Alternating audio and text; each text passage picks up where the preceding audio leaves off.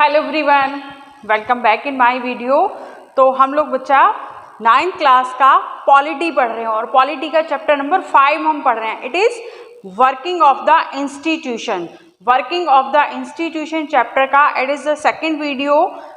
In the first video we know about the office memorandum and the BP Mandal कि office memorandum क्या था, उसमें क्या डिसीजन लिया गया था और बीपी मंडल क्या था, क्यों उसको अपॉइंट किया गया था।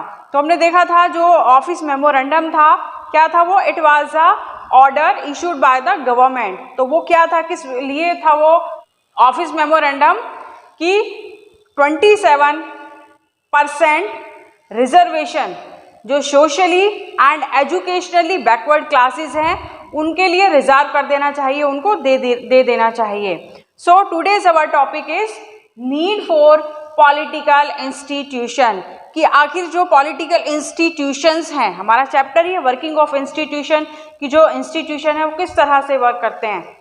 पॉलिटिकल इंस्टीट्यूशन की जरूरत हमें क्यों है, बस वो देखते हैं जरा कि इनकी जरूरत क्यों पड़ी। So governing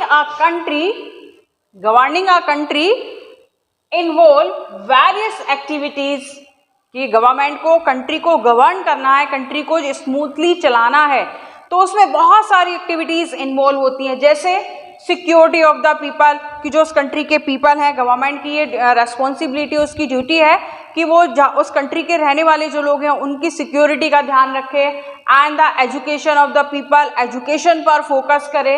and health of the citizen, और उनकी हेल्थ पर फोकस करे कि वो टैक्सेस को कलेक्ट करे और उनको जो भी वेलफेयर पॉलिसीज हैं उन पर इन्वेस्ट करे, उन पर खर्च करे। तो ये जो सारी का प्रोसेस है, ये जो एक्टिविटीज हैं, these activities are performed by various institutions.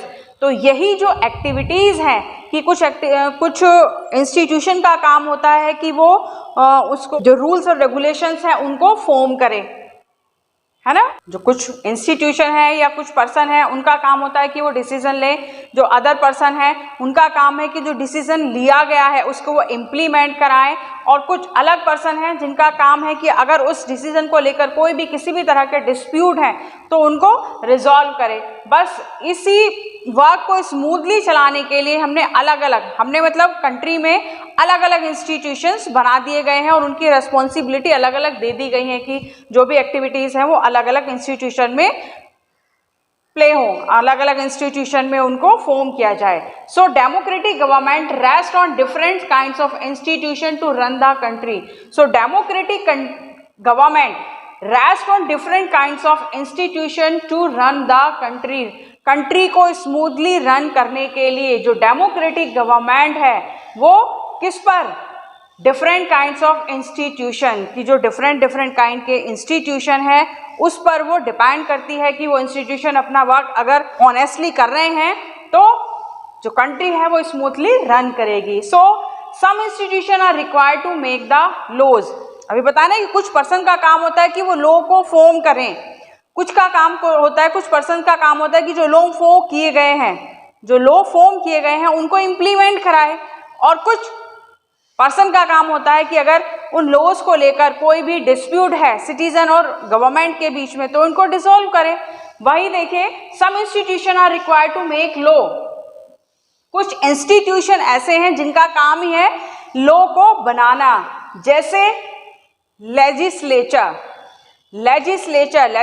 It means parliament. Parliament में क्या है, पार्लियामेंट में जितने भी लॉज हैं वो फॉर्म किए जाते हैं, जितने भी कानून हैं वो फॉर्म किए जाते हैं। वहीं पर एक दूसरा institutions and some institution take decision and implement them. और जो कुछ दूसरे इंस्टीट्यूशन है वहां पर क्या होता है कि जो डिसीजन लिया गया है, गवर्नमेंट ने जो डिसीजन लिए हैं उसको इम्प्लीमेंट कराना, जैसे पीएम और सिविल सर्वेंट्स, उसको हम बोलते हैं एग्जीक्यूट कराना, जो डिसीजन लिए हैं उसको एग्जीक्यूट कराना।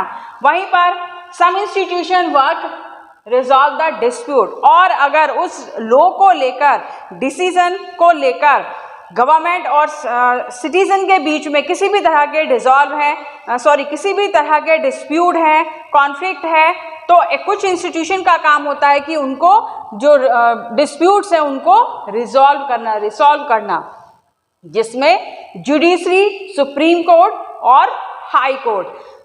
तो कितने इंस्टीट्यूशन हैं? Legislature it means make the law, ये लेजिस्लेचर में जितने भी लॉज हैं वो फॉर्म होंगे। सेकंड इज द एग्जीक्यूटिव, इसका मतलब जो भी लॉ फॉर्म हुए हैं वो एग्जीक्यूट कराए जाएंगे। And third the judiciary it means कि उस लॉ को लेकर जो भी डिस्प्यूट है वहां पर वो सब रिजॉल्व किए जाएंगे। So working of the institution involve rule and regulations. तो ऐसा नहीं है कि जो इंस्टीट्यूशन है वो फ्रीली वर्क करते हैं, फ्री हैंड है, लेकिन उनके ऊपर भी कुछ रूल्स और रेगुलेशंस है। वो जो भी वर्क करेंगे अकॉर्डिंग टू द कॉन्स्टिट्यूशन करेंगे। कॉन्स्टिट्यूशन में जो रूल एंड रेगुलेशंस हैं उसके अकॉर्डिंग सारे वर्क किए जाएंगे। So this often lead to delay and complications. तो कभी कभी ऐसा होता है कि कुछ डिसीजन लेने में बहुत डिले हो जाता है, जिससे बहुत ज़्यादा कॉम्प्लिकेशंस भी हो सकते हैं। जैसे अगर आप किसी गवर्नमेंट ऑफिस में जा रहे हैं कोई काम कराने के लिए, तो वहाँ पर क्या होगा कि आपकी फाइल पहले एक डिपार्टमेंट में गई, फिर दूसरे डिपार्टमेंट में गई, फिर तीसरे डिपार्टमेंट में गई, तो क्या होता है कि वो बहुत ज़्यादा वर्क डिले हो जाता है। तो अगर वो डिले हो रहा है तो फिर हमें क्या लगेगा, हम बहुत ज़्यादा उससे फ्रस्ट्रेटिंग हो जाएंगे, बहुत ज़्यादा कॉम्प्लिकेशन हमें लगने लगेंगे। तो हमारा सोचना क्या होगा, then you may think that then it is good to have the political institution. उसके बाद भी क्या पॉलिटिकल इंस्टीट्यूशन होने चाहिए? हमें ऐसा लगने लगा कि जो पॉलिटिकल इंस्टीट्यूशन है वहाँ पर तो सारे काम बहुत डिले हो रहे हैं, तो लोग क्या हो गए, फ्रस्ट्रेट हो जाएंगे, लोग बहुत कंफ्यूजन में आ जाएंगे। फिर भी then it is good to have the political institution. क्या पॉलिटिकल इंस्टीट्यूशन होना अच्छा है? कैसे अच्छा है? लगेगा हमें क्या, one might feel that one person should take all the decision. तो हमें ऐसा लगेगा कि जितने भी डिसीजन हैं उस कंट्री से रिलेटेड, जितने भी डिसीजन हैं वो किसी एक पर्सन को ले लेने चाहिए, है ना। तो क्या ये पॉसिबल है कि पूरी कंट्री के लिए कोई एक ही पर्सन डिसीजन ले ले? क्या ये पॉसिबल है? और but it is against the spirit of democracy, और ये डेमोक्रेसी, स्पिरिट ऑफ डेमोक्रेसी के अगेंस्ट है, उसके विरुद्ध है। क्यों? ये डेमोक्रेसी का मतलब क्या है? डेमोक्रेसी का मतलब है लोकतंत्र, प्रजातंत्र, लोगों का राज वहां पर है। तो इसका मतलब कि सभी का वहां पर कंसल्टेशन होना चाहिए, है ना। And institution provide an opportunity for consultation and discussion. तो क्या है कि जो इंस्टीट्यूशन है वो अपॉर्चुनिटी प्रोवाइड कराते हैं कि किसी भी लॉ को बनने से पहले उसके हर स्टेप को, हर एस्पेक्ट को लेकर, उसके हर पार्ट को लेकर वहाँ पर डिबेट्स होती हैं, मीटिंग्स होती हैं और वहाँ पर डिस्कशन होते हैं, ताकि वहाँ पर ज़रा सी भी गुंजाइश नहीं रह जाए किसी भी गलती की कोई भी गुंजाइश वहाँ पर नहीं रह जाए। तो इसीलिए हर पार्ट को लेकर कंसल्टेशन होता है, मीटिंग्स होती हैं, डिबेट्स होते हैं, डिस्कशन होते हैं। इससे क्या होता है, जो डिसीजन निकल कर आता है it is the good decision and improve the quality of the decision. जब हर पार्ट को लेकर डिस्कशन हो रहा है, हर पार्ट को लेकर डिबेट हो रहा है, तो क्या होगा कि जो डिसीजन निकल कर आएगा तो it is the good decision और improve the quality of the decision. एक पर्सन नहीं कर सकता, एक पर्सन के दिमाग में सारी चीजें नहीं आ सकती। जब बहुत सारे लोग बैठकर डिस्कस करेंगे, डिबेट करेंगे, तो जो डिसीजन आएगा वो एक क्वालिटेटिव डिसीजन होगा। सो क्यों हमें जरूरत है पॉलिटिकल इंस्टीट्यूशन की? It is clear now. From the next video we will study about the institution. जितने भी इंस्टीट्यूशन है उनको वन बाय वन करके हम सबको पढ़ते चलेंगे। तो हम शुरू करेंगे किससे?